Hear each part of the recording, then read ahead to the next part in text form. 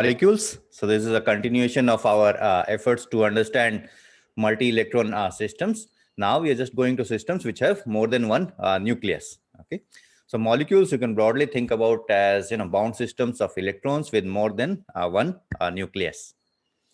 And in addition to all the previous degrees of freedom that we encountered, permutation symmetry, anti-symmetrization of the wave function, spin orbit coupling, LS coupling, etc. Orbital motion,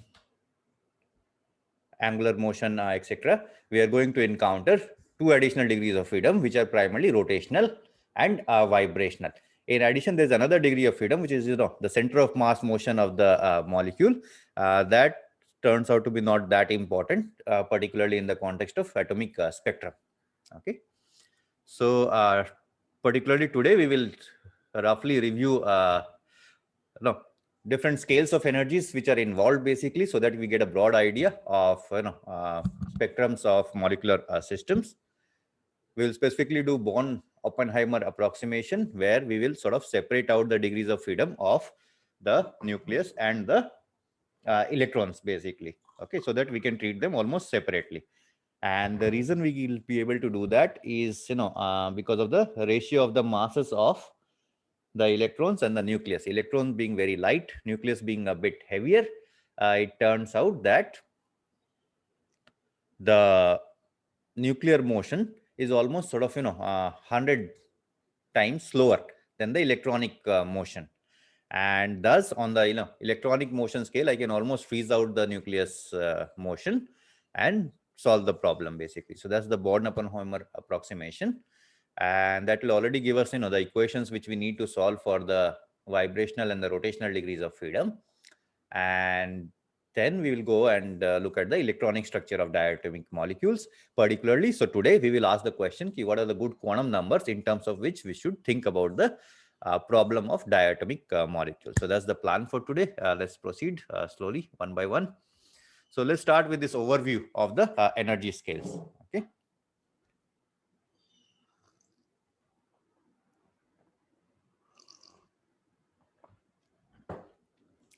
So we'll start by talking about typical molecules. Let's say hydrogen molecule, helium. So hydrogen, let's say molecule, etc. And atomic separation between the nucleuses will be of the order of few Armstrong. Okay. So just to simplify things, superbly or by a large amount, let's just consider that interatomic distance in a molecule is something of the order of 1 Armstrong. Okay. So typical solids, for example, let's say carbon dioxide.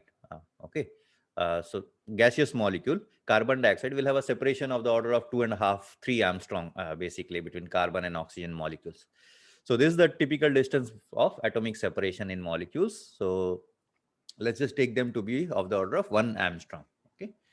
And if you have a length scale of the order of 1 Armstrong, then by Heisenberg uncertainty principle, you know that the momentum scale will be roughly order of h by this length scale, basically. So h by a. Okay. And if h by a is the sort of momentum scale, then we know then from p square by 2m kind of a estimation that the electronic energy scale for an electron which moves with this kind of a momentum will be h square by m a square. Okay, just for simplicity, I have also gotten rid of the factor of 2, basically. Okay, so generally the kinetic energy is p square by 2m, but let's get rid of the 2 also. Okay, so that's the electronic energy scale. And now you can put in the numbers. So h bar, m for the electronic mass, and a, which is 1 Armstrong, etc. So this number will give you an energy scale which is of the order of few electron volts, basically. Okay, and few electron volts will correspond to either the visible region or the lower end of the ultraviolet region, basically. So these are the frequency regimes in which we are looking for. Okay, and the electronic energy scales we already know from hydrogen atom problem, multi-electron atom problem, and typical scales where 1 Rydberg, which is 13.6 eV, which is sort of consistent with this estimation also. Okay, so the electronic energy scale is sort of a few EVs. Okay, that's number one. And few EVs is ultraviolet and visible regime. Then let's go to the vibration of the nucleus. Okay. And one way to estimate this energy very crudely, without doing any explicit calculations, etc., is to think about, vibration is happening with some particular frequency, angular frequency, let's say omega n. Okay. And since I'm, having two nucleus which are sort of vibrating, etc., so it's almost like a spring action. So I can have two masses attached at the end of the spring, and both are going this compressive and expansive sort of motion. Okay. Now we know for the spring problem, the potential energy is given by basically half m omega n square times the maximum displacement. And in our nucleus problem, the maximum displacement can be of the order of this internuclear separation, which is A. So half m omega n square, A square, will roughly be the potential energy. And since we are talking about order of magnitude, let me throw out the half basically. Okay. And now this, since the nucleus is sort of oscillating, etc., etc., and this nucleus also has an electronic energy scale. So whatever is this oscillation energy scale has to be sort of comparable to the electronic energy scale. Okay, that's the broad idea. So I'll equate this m omega n square A square to h square by m A square. Okay, and that gives us an estimate of what should be the angular frequency of oscillation of the nucleus. Okay, now this is an estimation of omega n, and then I can take it to the quantum mechanical problem, that if anything is vibrating with a frequency omega n, then the energy, quantum mechanical energy states corresponding to that are given by n h omega n, basically, where n is an integer. So E nu, or the energy associated with the vibration of the nucleus, is of the order of h omega n, etc. And then I'll just substitute the omega n, which I just calculated from here, let's say. So h square by m A square, and then I divide by capital M A square. Remember, capital M is the mass of the nucleus, etc., and to the power half, because here I had a omega n square. Okay, so this I can just rewrite in the form of h square by m A square, because I already had a h factor half, h outside. So h square m A square, I write, and then I've taken out an extra factor of m, so I multiply by m, and there's a capital M also to the power half. And this gives you an estimate that E nu is of the order of electronic energy times this ratio m by capital M to the power half. Okay. And broadly, even in a smallest nucleus, let's say hydrogen atom, the m by m is roughly of the order of 1 by 2000 ratio. Okay. And 1 by 2000 to the power half, if 2000 to the power half, if I try to calculate, that should turn out to be a number of the order of what? 2000 to the power half should be a number of the order of,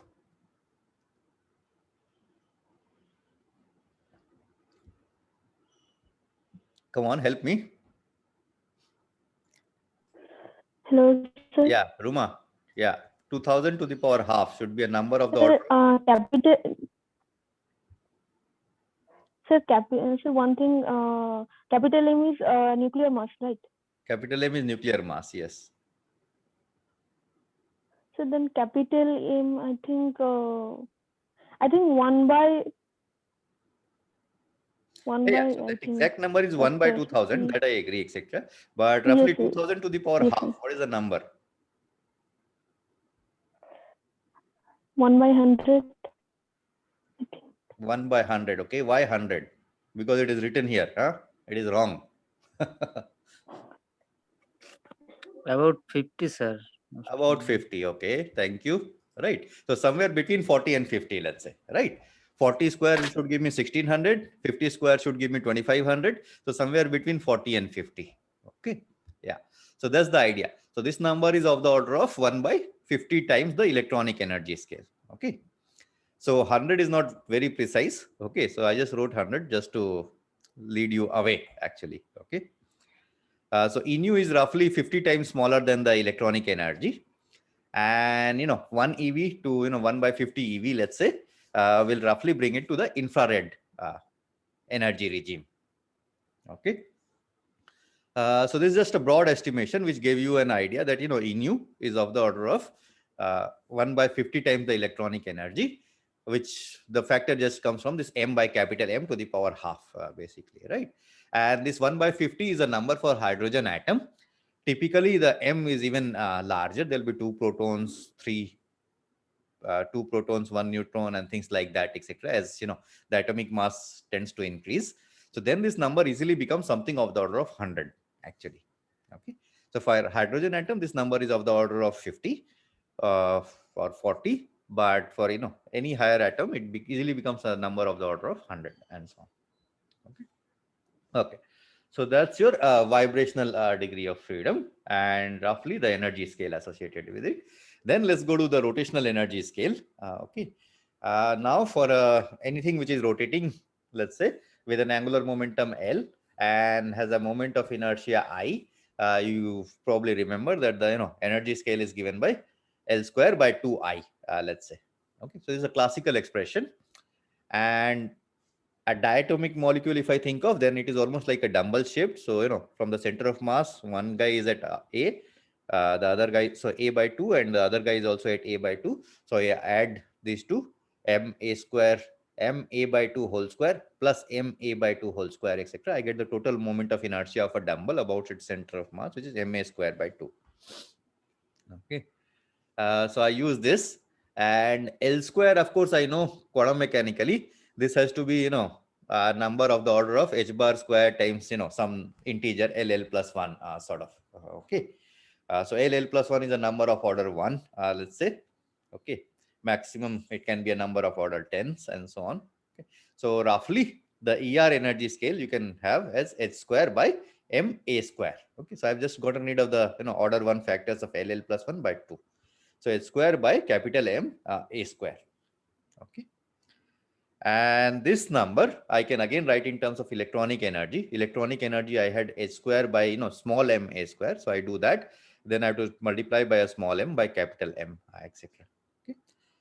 So electronic energy into m by capital M power half was the vibrational energy, and into m by capital M is the rotational energy. So rotational energy is still 50 times smaller than the vibrational energy. Okay, or roughly 2000 times smaller than the electronic energy, just coming from the ratio of mass of the proton and the electron. Okay. So the rotational energy falls into the far infrared. So infrared, so I had, visible, ultraviolet, I came to infrared. Now I have come to even, lower end of the infrared or microwave region, basically.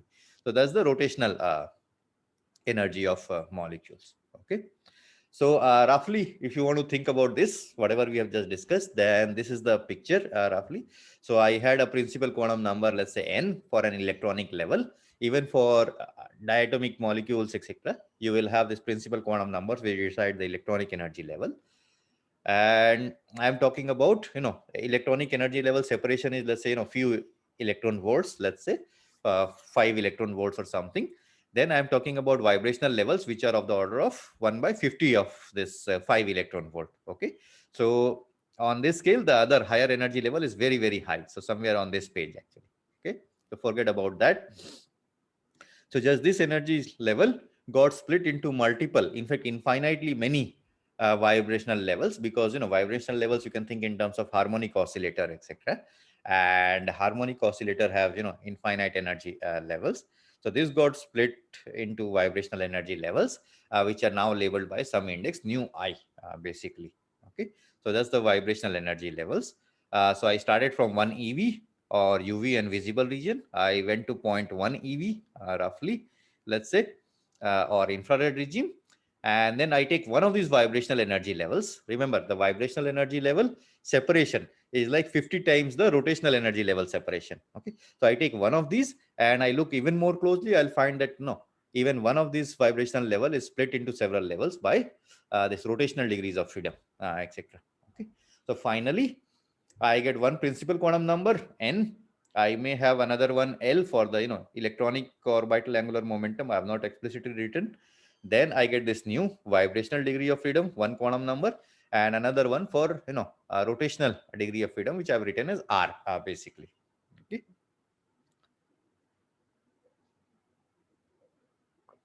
And the rotational levels are even 1 by 50 times of the vibrational energy level. So even at least one order even smaller than 0.1 eV.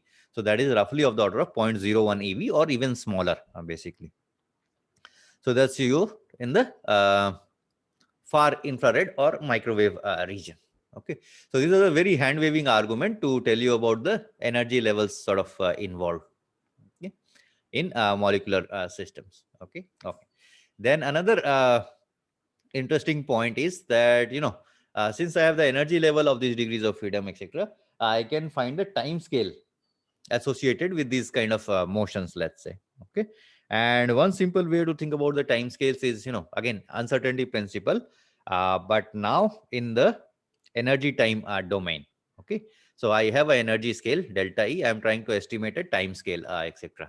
Okay, so time scale I can estimate just by doing h bar by the energy scale. So this is a broad estimation, etc., that the uncertainty in any quantity will be of the order of that quantity. It cannot be, very, very larger than the order of that quantity. Okay, so that's the broad idea. Okay, so then that gives you the idea that, nuclear motion time period is at least, m by capital M to the power half times. Okay, so this is written wrongly. So capital M by M, right? So I'm doing the inverse of energy. So it is roughly, 2000 to the power half times the electronic motion time period, etc. Okay, or at least 50 times the time period actually. Okay, so the way I have written this is the electronic motion is at least, happens on a time scale which is 1 by 50 times smaller than the nuclear motion time scale. Okay, what does it mean? That by the time nucleus completes one motion, etc., the electronic system has done several things basically. Okay, almost like, the revolution and the rotation of the earth basically. So the revolution of the earth time period is 365 days, while we are rotating on a time scale of 1 day, right?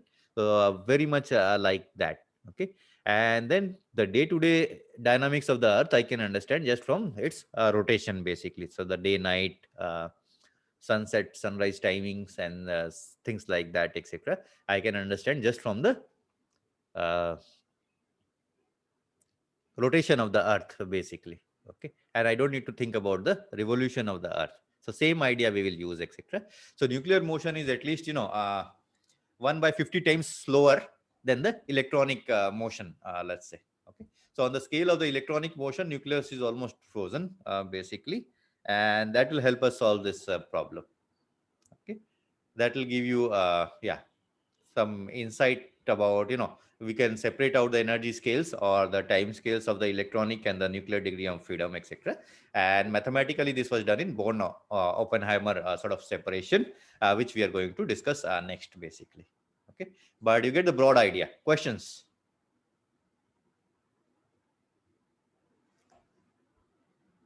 Okay, if there are no questions, then let's go to the Born Oppenheimer approximation. Okay.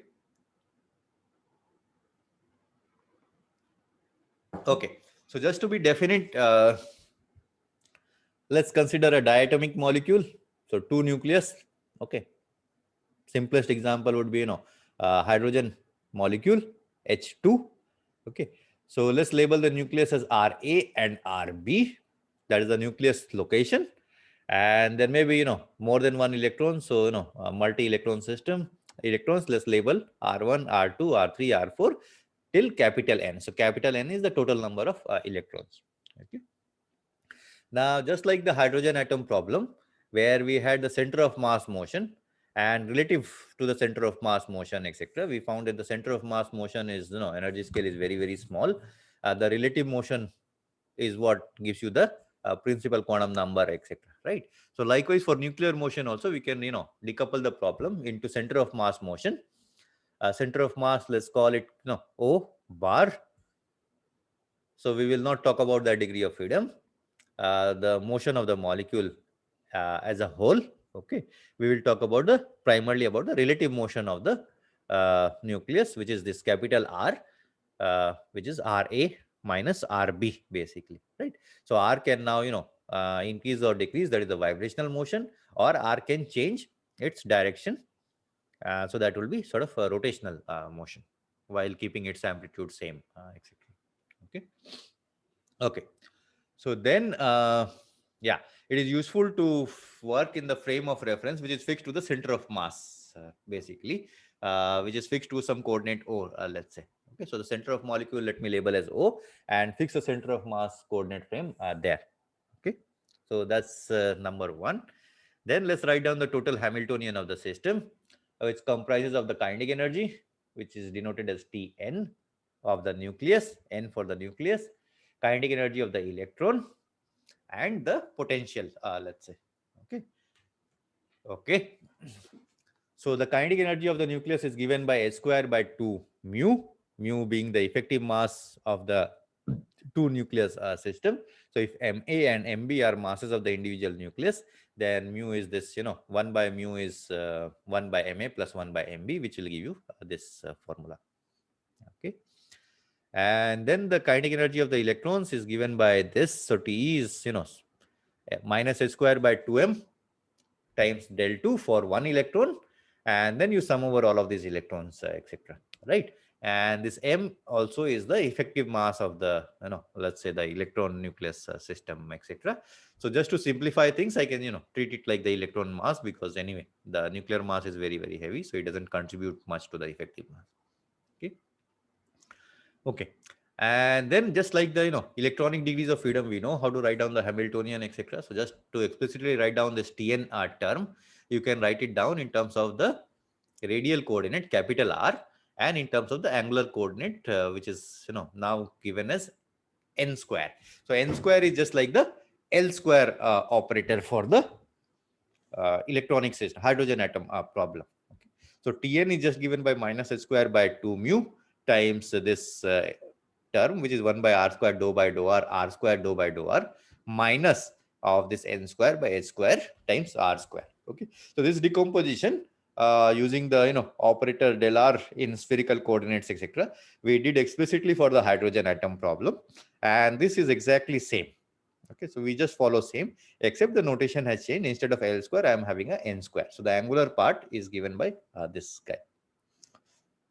Okay, minus h square 1 by sine, capital theta, dou by dou capital theta, sine theta, dou by dou theta, 1 by sine plus 1 by sine square theta, dou by dou phi 2. Okay, so just note that we are using the capital letters to denote the coordinates for the nucleus, and small letters are are used to denote the coordinates of the atom, and so on. Okay, so that's your kinetic energy terms. Then I had a potential energy term, of course. So potential energy term will have what? Electron electron interaction, electron nucleus A interaction, then electron nucleus B interaction, so 3, and then I'll have a nucleus A, nucleus B interactions for a diatomic system. So at least 4 terms basically, right? So these are the 4 terms, let's say. So the first term is, electron nucleus A interaction. The second term is electron nucleus B interaction, and because of that, they are, nucleus positive charge, electrons negatively charged. So I have a negative charge here, negative sign here, and sum over all the electrons. Then I have the nucleus-nucleus interaction, Za Zb e square by 4 pi epsilon naught r. Plus I'll have this term, which is the sum over all the degrees of freedom, I less than j, so that I do not count the electron twice, etc. And electron-electron interaction. So e square by 4 pi epsilon naught ri minus rj. So this is the whole problem, even for a diatomic molecule, that we need to solve. Okay. And it's quite complicated actually. All right. Okay. And we have not yet brought in the spin degree of freedom, spin orbit interaction, spin interaction, spin nuclear spin interactions, etc. No, and even without that, this problem, just for the spatial coordinates, etc., is already sort of quite involved. Okay. Okay. So let's write down the full problem. So this was the H, let's say. All right. So now I need to solve for a problem like H psi is equal to E psi. Okay, where now psi has the nuclear coordinates QB, QA. QB is the generalized coordinates which include the spin degree of freedom, etc. And for the electrons also we have n degrees of freedom, which are composite degrees of freedom comprising 3 spatial coordinates, 3 velocity coordinates, and few spin coordinates, etc. Right, 2 spin coordinates at least. Okay. So that's SI is equal to ESI. So this is the whole problem that I need to solve. Okay. And let's just use a shorthand, instead of writing all of this, etc. Let's just use a shorthand where I'll just use the capital R to denote the electronic coordinates, etc. Because the electronic wave function will only depend on the relative distance of the nucleus, etc. So I've thrown out the center of mass coordinate, only the electronic relative distance of the nucleus, and the q1 etc. just go to the r1 r2 r3 etc. So I'll not talk about spin for now. Forget spin and just this basically. Okay. And then of course psi has to have this property of being antisymmetric under the exchange of two electrons or under the exchange of nucleus if they are homonuclear diatomic molecule, if they are identical basically, right? So hydrogen atom, hydrogen molecule and things like that basically, right? If I have a different molecule, CO for example, then I need not interchange.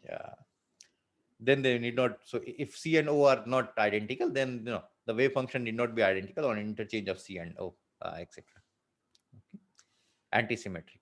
Okay. So that's the idea. Okay. Okay. So then let's consider only the electronic part. Okay. So I have to solve this big problem, etc. And I already hinted above that, because the time scales of the nuclear motion and the electronic motion are different, etc. I may be able to solve this by separating the coordinates for the electrons and the nucleus. Okay. So with that in mind, let me just write down the terms corresponding to the electronic part of the Hamiltonian, etc. And let me define the wave functions phi q, etc., which has to depend on the relative position of the two nucleus and r1, r2, rn, etc. Okay. This is the eigenfunction notation. So capital phi with a subscript of small q to denote that it belongs to the electronic degrees of freedom, basically. Okay. And it actually depends on the separation R, because if the R is different, etc., then my potential changes, and potential changes, my this thing changes. The principal quantum number eigenvalues basically they change, etc. Okay, so eigenvalues depend on R, etc. And in fact, more important, the eigenvectors may also depend on the capital theta and the capital phi. So the relative orientation of the molecule also. Okay. Okay. But given a capital R, given a capital theta, and given a capital phi, so if I, have these numbers, I treat them as classical variables instead of quantum variables, etc., then I can solve this problem. Okay. Assuming I know the solution for the nuclear part, etc. So in principle, I can solve this problem. And if I solve this problem, then phi q's form a complete basis set, right? For a given capital R, let's say. So intranuclear position vector, you specify uniquely, etc. I know all of these phi q's, and in principle, I can form a complete basis set. Okay. So any question till now? So I may not know phi explicitly, but in principle, okay, this is still allowed. Okay. Okay. Then let me take a step forward. So I'll just rewrite my full wave function. So remember, the full wave function was psi, and the electronic wave function is phi. Okay. Then I'll just take a bold step, or try to rewrite the full wave function for the nucleus plus the atoms in terms of the electronic wave functions, etc. Okay. And then try to solve the problem. Okay. So I take the full molecular wave function psi of r, r1, r2, rn, etc. And let me write it as a linear combination of the electronic wave functions multiplied by some amplitude which controls the nuclear degrees of freedom. So fq of r basically. So since this is a q, so the coefficient has to be dependent on the q, etc. So fq of r. Okay. And some overall sort of q's, let's say. So let me start with this. All I've done is, phi q's, capital phi q's is a complete basis set. And let me write the molecular wave function in terms of this complete basis set. That's it, nothing else actually. And then the idea is, let me substitute this in the Schrodinger equation. And I should get some equation which will allow me to calculate the coefficients FQR. Okay. Once I do that, then I should be able to solve the whole problem. Okay, because I'll have the full wave function. As a full wave function, I can calculate the energy eigenvalues, I can calculate any of the physical properties and so on. Okay. So that's the idea. Okay. So let's put that in motion. So H psi is equal to E psi. And remember, H psi was, the kinetic energy of the nucleus plus the electronic part of the Hamiltonian, which included all the four potentials, etc. So Tn plus He psi is equal to E psi, basically. Okay. And then psi, let me write as, Fq times phi q as a ket vector. So sum over q. So this whole Hamiltonian acts on this full wave function. It gives me E times this full wave function, etc. Okay. Now let me multiply by a corresponding bra vector from the left side, let's say. Okay. And that will give me this. So sum over q phi s Tn plus He minus E. So this I take to the left hand side, etc. Phi q times FQR is equal to 0. So that's all it will give me. Okay. And recall that phi q was already an eigenfunction of He, right? So I can just, write this as two terms basically. So phi s Tn phi q Fr sum over q, etc. plus I still have a sum over q. So He times phi q is, EQ of R minus E, right? And then I have a phi S and a phi Q. Inner product, basically. Okay. But since phi's were already the eigenfunctions of the electronic part of the Hamiltonian, I chose them to be orthogonal, etc. And then the direct product of phi S and phi Q gives me a delta S and Q, basically. And that I used to reduce the sum to just one term, etc. So out of the whole sum, etc., only the Q is equal to S term will contribute. And that gives me this ES minus E times Fs of R. Okay. And this whole thing has to be 0 on the right hand side. And remember that S was arbitrary. So S can have values 0, 1, 2, 3, 4, whatever values Q can take. Okay. So that's the main idea. Okay. If this is clear, then let's proceed. So the first term here you can write explicitly by using the explicit form of the Tn in terms of the radial coordinates. So minus h square by 2 mu 1 by r square plus this angular momentum part n square by 2 mu r square. Okay. Phi q times Fr. Okay. So remember Fr was part of the wave function, etc. So the reason there is an arrow here, etc., is that, these derivatives, etc., also act on phi r. So remember that. Okay. That is one. And then ESR minus E times FSR is equal to 0. So that's the second term, etc. And S goes to 0, 1, 2, 1, so on. Okay. So that's the main idea. Okay. And till now, I have not done any approximation, etc.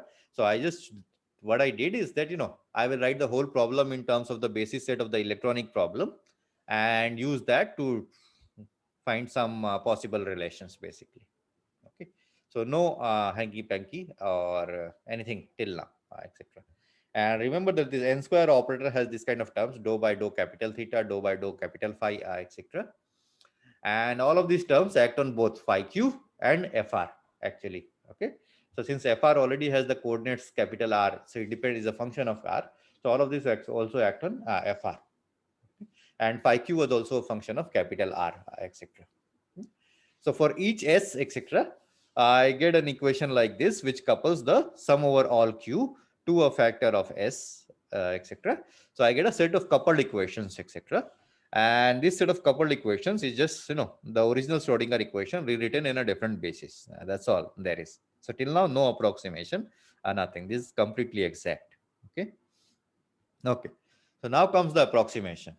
Okay, which is known by adiabatic approximation or the Born-Oppenheimer approximation. So here we will explicitly do for the two atom system, but this is a very, very useful approximation related to the separation of variables which have different time scales, basically. And this is extremely useful for calculating the phonons in crystalline materials or a lot of other places also. Okay. And the same idea is used basically. here we will see explicitly in the context of diatomic molecules. Okay. And the idea is that, this phi q varies slowly on changing r theta and capital phi. So remember, r theta and capital phi are nuclear variables. They change on a scale which is 50 times larger than the time scale of change of phi q, basically. Okay.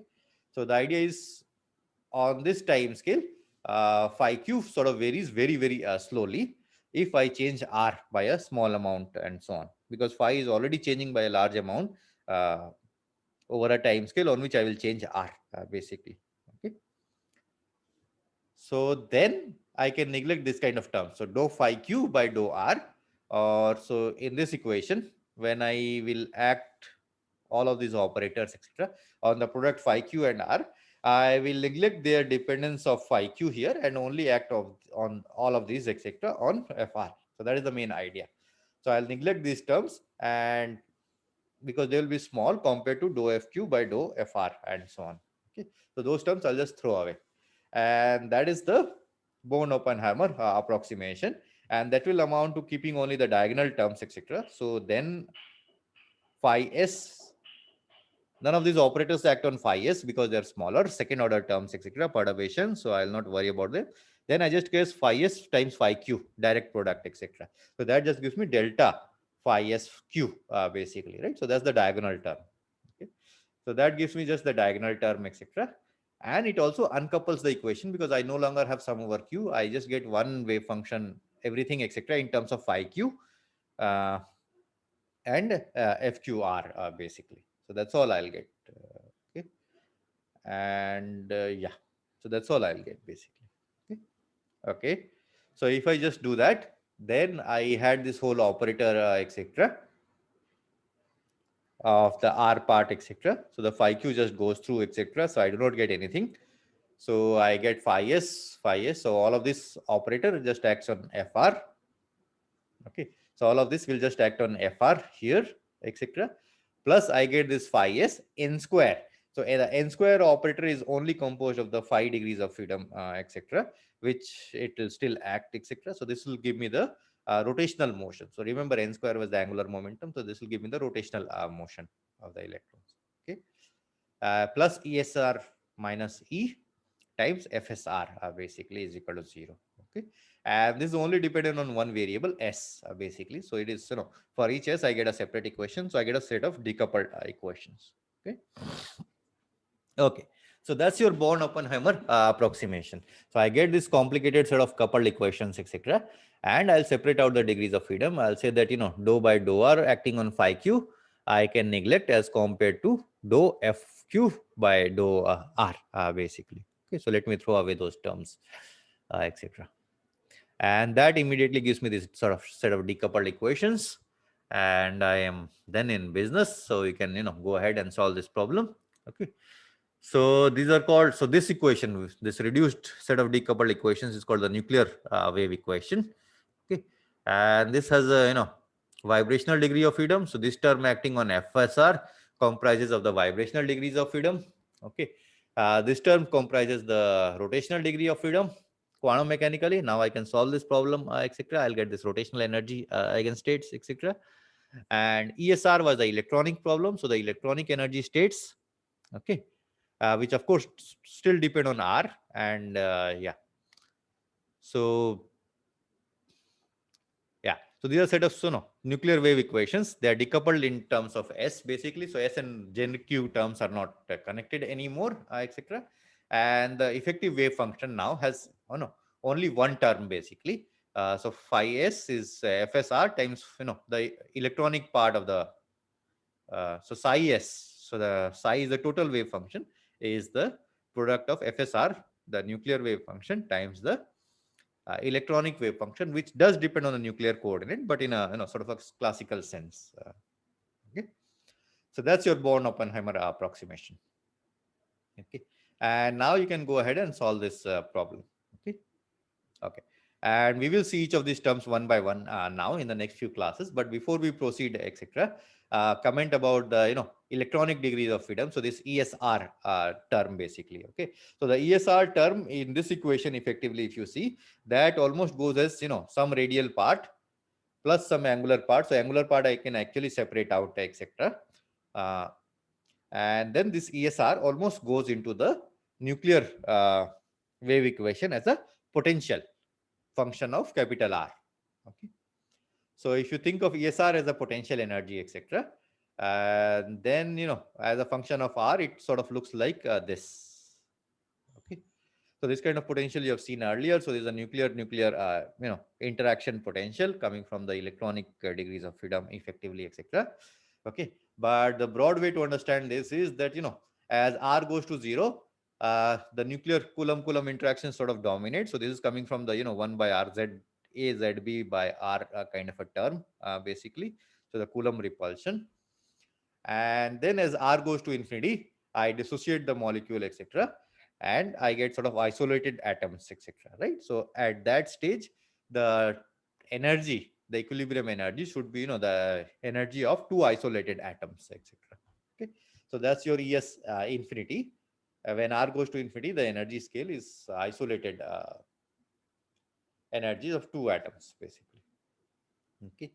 So we know this, and if a molecule has to be a stable bound state, etc., then we know that there should be a minima, energy minima in the potential at some R0. I do not know what R0, but some R0, which is typically of the order of few Armstrongs, etc. Okay. So if it has to be a minima at R0, it has to go to infinity as R going to 0, and it has to go to a fixed level at R going to infinity. Then there's no other choice but to have this kind of a potential. Okay. And that's the broadly the nuclear interaction potential, if you like. Okay. Okay. So this quantity, the minimum energy compared to the infinite separation energy, etc., is called the electronic dissociation energy. So ES as R goes to infinity. So this energy minus this point energy, basically ESR is equal to R0, is called the electronic dissociation energy. Okay. This is almost the energy needed to take the two electrons, two atoms completely apart. So break a molecule. Okay. Okay. Now it's just called the electronic dissociation energy because there are some more components of the energy to it, etc., which is not clear here. So this is just coming from the electronic part, etc. But there are some other components of energy, which is the vibrational 0 point energy, the rotational 0 point energy, etc. So the true, or whatever is called the chemical dissociation energy, is this energy dE plus some of other energies, which are the 0 point energy for the rotational and the vibrational motion. So there's a small amount, but nonetheless, just to be more precise. Okay. Okay. So that's the broad idea of Born-Oppenheimer approximation. And how do I know that this is correct, actually, right? So the accuracy of this approximation can be checked by treating the whatever terms we have omitted, etc., the dou phi by dou r, let's say, kind of terms, etc. You can treat them as perturbation and calculate the energy scales in first order perturbation theory, and that will give you some order of magnitude of the terms, etc., and that you can compare against this scale. So that is one way to check, basically. Okay. And this works generally very well for atomic systems, but you have to be cautious about applying this, etc., in certain situations. Three of them are sort of listed here, etc. Okay. So if the electronic energy states are degenerate, okay, so all I did was said that the first order perturbation is sort of not important, etc., because of this if ES is sort of non-degenerate, etc., then this is first order perturbation theory, it reduces to. But if the ES states are sort of degenerate, etc., then even a small perturbation becomes important because it sort of lifts the degeneracy of those states, etc. And if ES is degenerate, then you cannot use this Born-Oppenheimer, or you have to be at least very, very cautious in using this Born-Oppenheimer approximation. Okay, that is number one. Then the whole premise of this Born-Oppenheimer approximation was that the nucleus moves slowly as compared to the electronic degrees of freedom.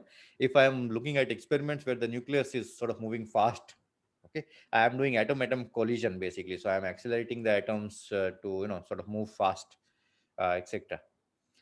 then of course I cannot use this approximation. Then I have to be very, very cautious in using this, etc. And then the third situation is that typically I argued that the electronic motion and the nuclear motion are sort of separated by a time scale of 50. Okay, but the electronic motion also slows down if you go to higher and higher excited states. Okay, so if the electron states are in highly excited states, then these energies may become comparable, etc. Okay, so these are called Rydberg molecules, in which the electrons are in highly excited states, and highly excited states, the electron dynamics is slow, and then the 50 order of magnitude separation between the nuclear and the energy scales may not be viable, and this may or may not work basically. Okay, so that's broadly the Born-Oppenheimer approximation for you. So any questions? Okay, so if there are no questions, then let's proceed. Okay, so yeah, okay, so I've been arguing that the broad problem, I have to think in terms of the nuclear motion, the electronic energy scales, and then the nuclear motion you have to think in terms of the vibrational and the rotational degrees of freedom. Okay, so let's now treat them one by one, etc. Okay, so here's starting with the electronic energy scales, let's say. Okay, so the electronic structure of diatomic molecules, so let's talk about that to start with. Recall that the He was just the kinetic energy of the electrons plus the 4 terms which came for a diatomic molecule potential V. Okay, okay. To solve this problem explicitly, some notation, let's just fix some conventions which are used. Okay, so let's work in the center of mass reference frame, which is called the body fixed or molecular frame of reference. Okay, which is attached to the center of mass of the molecule. Okay, that is number one. Then let's fix the z axis to be the internuclear axis. So nucleus 1, nucleus 2, internuclear. So the line connecting the nucleus 1 to nucleus 2 is the z bar axis, let's say. Okay.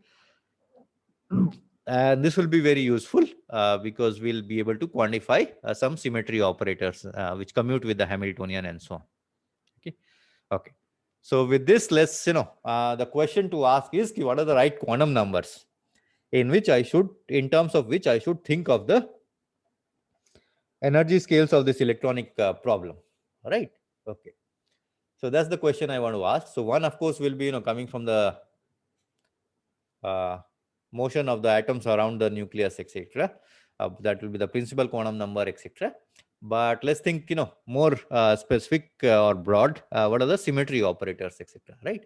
So if I define this Z line along the internuclear line, etc., then you can show explicitly that the LZ operator, okay, will commute with the Hamiltonian, electronic part of the Hamiltonian.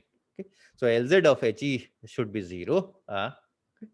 But the other two operators, so Lx and Ly, or as a consequence L square, will not commute with the Hamiltonian.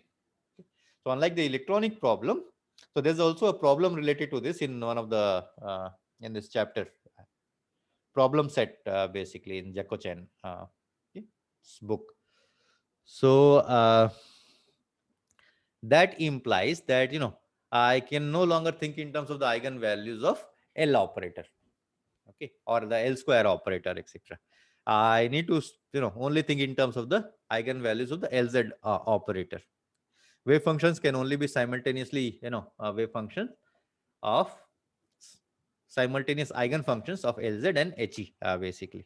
Okay, so let's say, so LZ acting on phi E is equal to I would have written just by analogy with the electronic part, H bar times ML times phi E, where ML can take values up to 0, plus minus 1, plus minus 2, and so on and so forth. And recall that this is coming from the azimuthal sort of motion, etc. Okay, for molecular systems slightly different notation is used, etc. So you take this plus minus ML sign outside, and instead of ML we use the symbol lambda.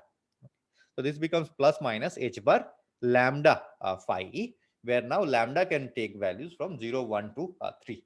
Okay. So this is sort of to bring it in a notation similar to the notation for the angular momentum terms basically. the L is equal to 0, 1, 2, 3, and so on. Okay. The only thing is that the plus minus have gone explicitly outside. Okay. If you use this notation, then I can start using a classification which was similar to this, L is equal to 0, L is equal to 1, L is equal to 2, L is equal to 3, or the SPDF sort of a classification. Okay. And the code similar to the SPDF, etc., which is used here, is written here. So this lambda can be 0, 1, 2, or 3, let's say. And the code is this capital sigma, capital pi, capital delta, capital phi, and so on. Okay. If it refers to the molecule or the composite object, etc. Okay. And if you refer to the electronic degrees of freedom, etc., then lambda is equal to 0, 1, 2, 3, etc. For a single electron, the code is small sigma, small pi, small delta, and small phi. So this is just like the molecules, small l, small j, small s, and capital L, capital J, capital S, etc. And even there, for L we had SPDF, right, small for electron, then for total angular momentum, capital S, capital P, capital D, capital F. So likewise we have here, except that now these lambdas are eigen values of the LZ operator only, and capital sigma, capital pi, capital delta, capital phi, and small sigma, small pi, small delta, and small phi is the notation. Okay, so that's number one. Then let's say if I have, okay, so for any molecule, even similar atoms or dissimilar atoms on the two sides, etc., if I take this z axis which connects these two, etc., then any of the plane which passes through this z axis, either this way, or at an angle, etc., that's a symmetry plane for the molecule. Okay, so any plane which passes through the z axis, which sort of intersects the z axis completely, is sort of a reflection plane, okay, around which the molecule is sort of symmetric. So just to quantify, just to make it definite, etc., let's consider this plane to be, so if this is a z, this is x, then the xz plane. So the molecular atoms are here. I am working in the xz plane, basically. Okay, if it's a xz plane, then I reflect in this plane, y goes to minus y, or minus y goes to y. So that's the reflection plane, just for definiteness. Okay? So reflection operator corresponding to this reflection plane can be, let's say, AY operator. Okay. So if AY is a reflection operator, then you can easily show that this reflection operator AY commutes with the Hamiltonian HL. Okay. And this AY, since it passes through the LZ axis, so by construction, I have chosen it such, these operators such that AY also commutes with the LZ operator. Okay. But AY commuting with LZ has an interesting manifestation, in the sense that AY LZ is equal to minus LZ AY. Okay. That implies that if AY acts on an electronic wave function, which is an eigenfunction of LZ with a lambda h eigenvalue, etc., then it converts into, because of this minus sign, right, it converts it into another wave function with the sign minus lambda h bar. Okay. And since AY commutes with the Hamiltonian, this also implies that lambda h and minus lambda h are sort of degenerate energy levels, have to be, basically, unless lambda is equal to 0. If lambda is equal to 0, then I do not connect, so they do not be degenerate, etc. Okay, so that's the reflection operator, etc. And another thing about this reflection operator is, I do one reflection, I send y to minus y. I do another reflection, I send minus y to y back, basically, right? So AY square has to be equal to an identity operator. Okay. And that implies that the eigenvalues of AY has to be plus minus 1, because otherwise I will not be able to satisfy this condition. Okay. So if the eigenvalues of AY are plus minus 1, then the reflection eigenvalues, all the states will be, either odd under reflection or even under reflection. So the, states commute with the states when I act with AY, they either remain same or they change sign, basically. So I'll have two kind of states, basically. Okay. So depending on these eigenstates of AY, what is the eigenvalue of this? So the states are labeled as sigma plus or sigma minus states, basically. Okay. And remember, the sigma was the label for lambda is equal to 0. Okay. And pi is the label for lambda is equal to 1, 2 is the label for delta, and so on. So my states will be labeled with LZ operator eigenvalues. So lambda, the code for that is, capital sigma, capital pi, capital D, capital sigma, capital pi, capital delta, and capital phi, and so on. Okay. So sigma plus and sigma minus. Okay. So sigma plus are the eigenstates which do not change sign under reflection, and sigma minus are the states which change sign under sort of a reflection. Okay. So that's another sort of symmetry and another sort of eigenvalue which can be used to list the nice quantum numbers, etc. And then if another symmetry arises if the two atoms forming the diatomic molecules are identical, basically. So these are called homonuclear diatomic molecules, H2O2, N2, etc. Okay. And the symmetry is that the parity symmetry or reflection about the origin. So point reflection symmetry, actually. Okay. So this is also called parity symmetry, inversion symmetry, or center symmetries, center of symmetry. Okay. And the idea is that R goes to minus R when I reflect it around reflect the whole system about the origin. Okay. And similar to the reflection operator, the parity operator also, square has to be 1, because I do one reflection about a point, I do another reflection, I have to go back to the same point. The eigenvalues of the parity operator are plus minus 1. Parity operator also commutes with the the electronic part of the Hamiltonian and also with the LZ, etc. So electronic states similar to the electronic states for the reflection can be labeled by even or odd functions, even under reflection or odd under reflection. So even would imply they do not change sign. Odd implies that they change sign when the reflection operator acts on them, etc. So different eigenvalues of the parity operator. Okay, and these even under reflection, they have a name. So these are called Girard states, and the states which are odd under reflection are called un-Girard states. And typically they are labeled by the Girard states are labeled by G, and the un-Girard states are labeled by the small u, basically. Okay, and because of this, so for a homonuclear molecule, so heteronuclear molecule, let's say, right? So heteronuclear where okay. So for a homonuclear molecule, basically, you can sort of label them as sigma G, sigma U, pi G, pi U, and so on and so forth. Okay. So the G gives you another sort of quantum number to label these states, and if you include the reflection also, then the sigma itself can have come in 4 flavors, etc. So sigma G with a plus, sigma ungirad with a plus for the reflection operator, etc., and sigma G minus and sigma G plus, it should be here, etc. Okay, so I'll stop here, basically. Just that another operator to think about was the spin, etc., and spin also gives you some notation, but that we will continue in the next class, etc., and explicitly write down the let's say the hydrogen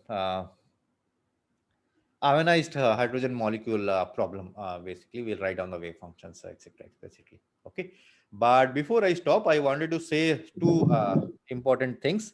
Okay, so this reflection operator and this parity operator, basically. So these operators, plus there is another operator which is called this rotation symmetry. Okay, so they together play a very important role in crystalline systems also. Okay, namely, so the two bands should never cross each other, because of any perturbation sort of will repel the bands away from each other, etc. Okay, but you have nowadays all of these complicated systems which are called Dirac semi-metals, Weil semi-metals, etc., etc., where you have this band crossing points. Okay?